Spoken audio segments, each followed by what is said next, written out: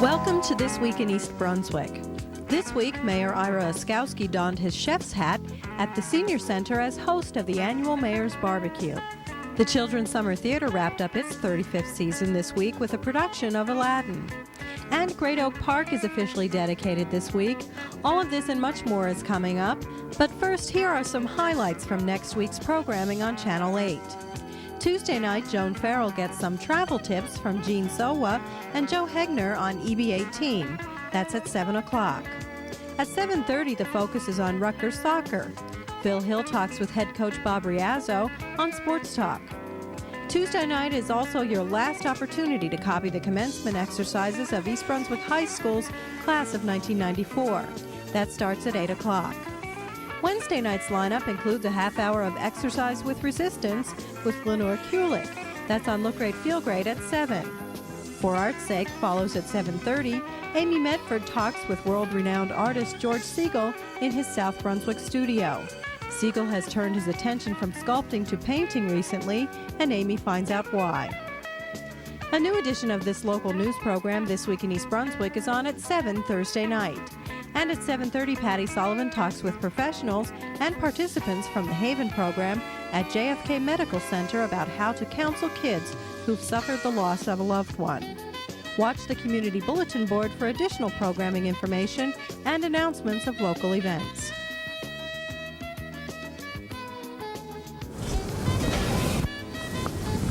At the Senior Center each year, the mayor hosts an annual barbecue picnic for members. This year, Mayor Oskowski worked the grill like a pro. Well, this is a time-honored tradition in East Brunswick. Every year, the mayor comes out and we have a barbecue with all the seniors that come to the senior center. And it's exciting because it's a chance to really get together, have a nice get-together and talk to the residents that live here, and also, obviously, talk to the seniors about various concerns. But first, my job is to cook good hamburgers, well done, of course, and we're really excited about this whole thing, and annually we do it. Do you know who started the tradition? Actually, I don't. My understanding is that I believe it was Jack Sinagra started it several years ago, and I've been doing it for the last 3 years. And it's always one of my highlights in East Brunswick to cook for the seniors. So. And how many people show up for this? Do you have any idea? Somebody told me in the neighborhood of about 400 people actually show out. I'm not sure how many hamburgers we actually end up cooking, but it's a lot. And it's very, very exciting. I hope you don't mind just me turning some of these things over. There goes that hot dog. Oh, well, today's the annual event of the Senior Center. It's the Mayor's Barbecue. We've got about 200 people here, or expected to be here today. And the Mayor's grilling up the hot dogs, and we're serving the hamburgers and the hot dogs. And it's something the seniors look forward to for quite some time. So it's been in preparation. It's an annual event, as I said. What kind of planning does go into this? Well, the date, first of all, and the weather. We planned no rain, and we're hoping it holds out. It's a little gray, but we're hoping we don't get rained on today. The food, certainly, this is our cook, who usually only prepares lunch for about 50 people a day, so this kind of quadruples her workload. So the preparation involves the menu planning, the shopping, Public Works, coordinating with Public Works to get the tent and the barbecue. It's kind of a township collaborative effort, shall we say. Lots of departments involved in pulling this together today. You said 200, 300 people. How many hamburgers do you think you're cooking up? Can people come for seconds? Not until everyone is served. We have a system. They had to register for the event, and they got a ticket. And so they will come through the line with their ticket. And then this way we know that everyone who registered will be served. And then after that, if there's extras, we'll feed you and the council and the mayor. And beyond that, we can offer seconds. Okay?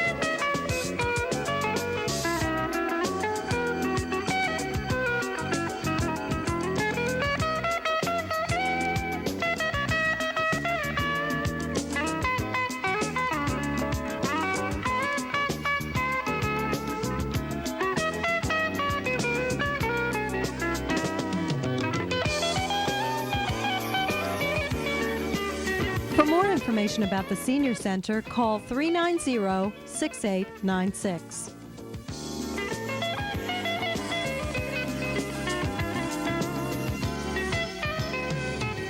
Great Oak Park, the newest and perhaps most visible township park, will be dedicated on Saturday, August 20th at 12:30.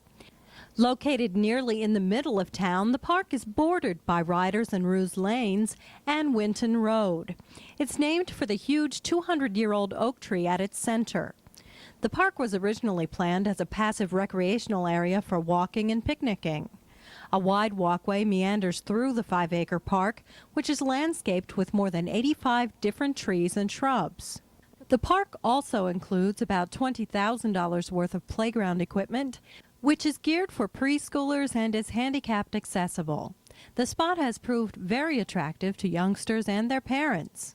And the parking lot is usually full in the afternoon. Join Mayor Ira Oskowski and Township Council members this Saturday, August 20th, for the ribbon-cutting ceremony and the park's official dedication. It starts at 12:30.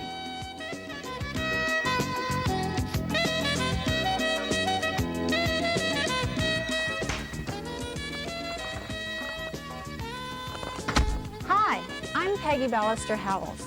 Here at Blooming Acres, we try extra hard to get things that bloom that maybe you're not so familiar with. I have 3 very special things to show you today. To start off with, we have this beautiful blue-flowered perennial.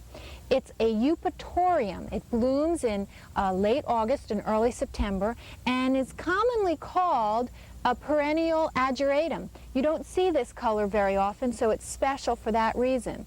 Now, in the front of the yard, we have another unusual perennial that's called Physostegia, and that's its botanical name. Its common name is false dragonhead, or sometimes the obedient plant. The lovely pink color and the tall stems make an excellent cut flower. Now, there is one other very special thing I want to show you. I first became familiar with this beauty while reading novels about the Civil War. It's a southern species, and it's called the crepe myrtle. It's really considered only hardy to zone 7. Now, in central Jersey, we're sort of borderline between 6 and 7, but I have seen them growing quite well as far north as New Brunswick. They come in shades of pink and sometimes even a red. This one is blooming in late August and will continue to bloom until, say, the mid, maybe even late September. You can see there's still quite a few buds on it. If it doesn't survive, and if it should die down, we're lucky enough that in most cases it will come up as a bush the following year from the roots and will still bloom. So that's what this one's called, crepe myrtle, and a very special tree. We'll see you next time here at Blooming Acres. The East Brunswick Children's Summer Theater concluded its 35th season Friday with an extravagant rendition of Aladdin. The theater's founder and director, Elliot Taubenslag, was recognized by Township staff and Councilman Vince LeBlanc for his many years of service to the youth of East Brunswick. It seems like we're always celebrating about children's theater because it is such a wonderful, fine program. And several years ago, it was selected as the best children's arts program in the country by the National Recreation and Park Association. And Elliot and I went to go to the great state of Texas, and we picked up the plaque. And today I'm very happy to be here with another plaque from the Recreation and Parks Advisory Board that says, presented to Elliot Taubenslag in recognition of 35 years. You have touched the lives of thousands through your love of the theater.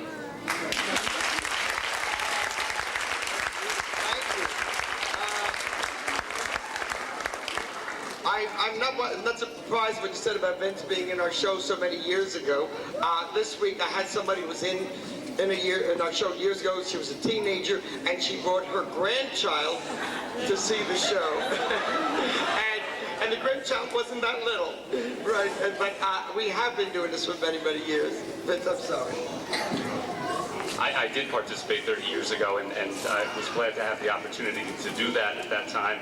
And I'm even more glad because my children now have the opportunity to participate and to be a star here on the stage with Elliot Tabenslag and the whole summer theater program. In recognition of the 35 years, the mayor and township council did pass a resolution, which I'd like to read to you now.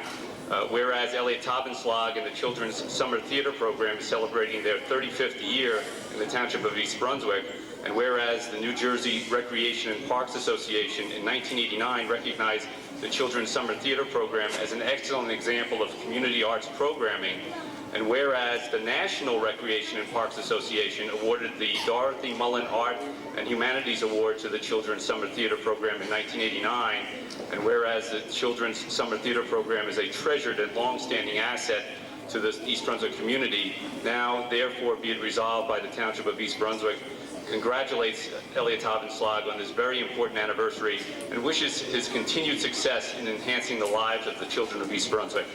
Congratulations, Elliot. Thank you. I would just like to share one little thing with you. Some of the kids were asking about how many people we've had in our shows, how many audiences. We did a little calculating this week because I never really thought too much about it. When I did calculate over the 35 years, in the first 10 years we used to have 8 shows a year, but there were too many complications. We had to switch to 6. And over the 35 years, we've had an audience of close to 300,000 people. That's a lot. And a lot of our kids are repeaters and so on, but we've had productions with 40,000 children involved over the years. Many of them are repeaters, but I still think it's wonderful, and we can only do it with all the help that we do get from everybody. I don't do it by myself, not at all. I lead and they help, and if you people will let me, and if God lets me, I'd like to get a plaque on my 50th anniversary. At the end of each week of Children's Summer Theater, 2 performances are given. The first is attended by all of the children registered in the township's day camps. These kids also congratulated and thanked Elliot for the entertainment he's provided. This year's Children's Summer Theater involved 125 kids between the ages of 7 and 12, as well as a number of teenage counselors and volunteers. How has working with Elliot influenced your lives and your future career decisions? Well, I'd have to say that Elliot taught me theater here at East Brunswick High School when he still taught the drama department, and he's influenced me a lot. I'm going to go on to Virginia Commonwealth University, and I'm going to be a theater performance major. So he has influenced me a lot. Dante? I have a very similar story. I've been here for 4 years now. When I first came here, I was into acting, I thought, and I was an inspired actor, and through what I've learned here, I've learned that I really do like the stage, and I'm also going to college. I'll be going to Wilkes University in Pennsylvania, and I'll also be a theater arts performance major. The reason why I came back is that I'm going to be a graphic artist, and since I'm the art director here, he is enabling me to be what I want to be when I grow up. That's it. Aviva, same question. Okay, although I'm not going to be a performing arts major or graphic artist like Debbie, I'd like to be a teacher when I get older. And Elliot's influenced me in that I've developed a great love for children and performance in general, but that has a lot to do with children, singing, things like that. What has working with Elliot been like over these past few years? Jen? Well, sometimes it can be trying, like with anything else, but I think he's a wonderful man. He knows exactly what he's doing. He knows a lot about theater, and it's wonderful. Here's a few minutes of this year's last performance by the East Brunswick Children's Summer Theater. Princess, do you take Omar to be your husband? Father? Do as you are told. No, I do. From the wedding cup, and you shall be wed. Bring the wedding cup. Princess.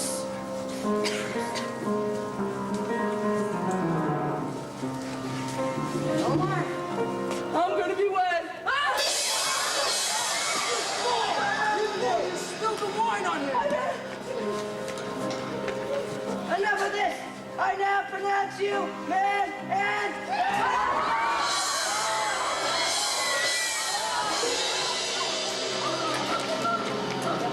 Help! I've fallen and I can't get up! I'm trying, Father! I just can't get him up! This must be an evil omen! Stop the wedding!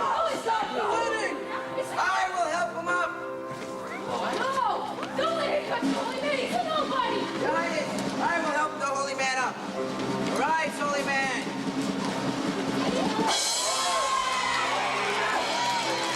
Aladdin! You did it! You helped the holy man! You shall marry the princess! I'm more evil and more ornery than any wicked wizard ever was. My deeds are horrible and evil. Look among the dark shadows, and that's where you'll find me. My deeds are horrid and mean, like my dear old friend, Frankenstein. Ringo, Ringo, Ringo Riz, show me where my genie is! Aladdin, you're back! Oh, it's so good to see you! Genie, can you take us back to the garage? Of course I can! Ringo, Ringo, Ringo, Riz! Take us to where the galley is! The township's new recycling center is now up and running. It's located on Dunham's Corner Road between Church Lane and the offices of the Division of Parks and Recreation. The land is being leased from the New Jersey Turnpike Authority, and to save on cost, Township Public Works employees perform most of the construction on the new site, which includes a wider drive-up area for residents to drop off materials, specially designed recycling containers, which will also give the township more control over on-site maintenance by allowing the bins to be emptied into larger roll-off containers.